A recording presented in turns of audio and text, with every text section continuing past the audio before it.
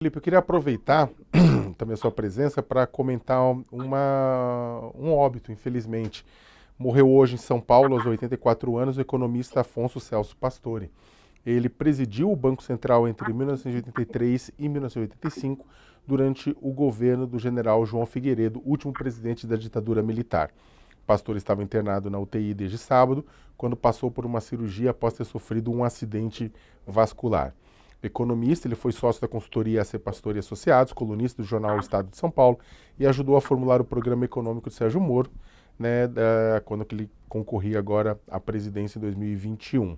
Né, o Banco Central lamentou a morte de Pastore e destacou que o economista deixou marca profunda nos estudos de economia desenvolvidos no Brasil. E eu queria te perguntar, Felipe, qual que é a importância do Pastore para a economia brasileira? Olha, o Afonso Celso Pastore foi um dos gigantes, né, que nós tivemos, um dos maiores economistas do Brasil, sem dúvida. Eu tive a oportunidade de conviver com ele quando eu assumi a direção da Instituição Fiscal Independente, um órgão do Senado criado no final de 2016, e por um projeto do senador José Serra, na época, junto com o presidente Renan Calheiros. E o senador Serra disse: Felipe, olha, seria interessante a gente convidar alguns economistas de peso para formar um conselho, né? No início informal, mas depois foi formalizado, já com uma outra formação.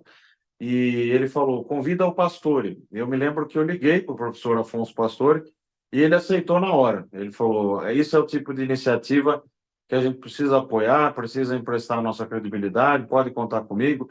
Então, apoiou na primeira hora. Ele era uma figura muito interessante, né? Porque às vezes passava uma impressão de ser bravo e tal, na verdade não era. Era uma figura muito generosa, dou esse testemunho também. Eu lembro que na Secretaria da Fazenda, quando eu estava em 2022 como secretário do governador Rodrigo Garcia, também o Pastore, né, que foi secretário também da Fazenda em São Paulo, ele fez uma participação num grupo de conjuntura que eu tinha lá e todo mundo ficou boquiaberto, né, porque foi uma verdadeira aula.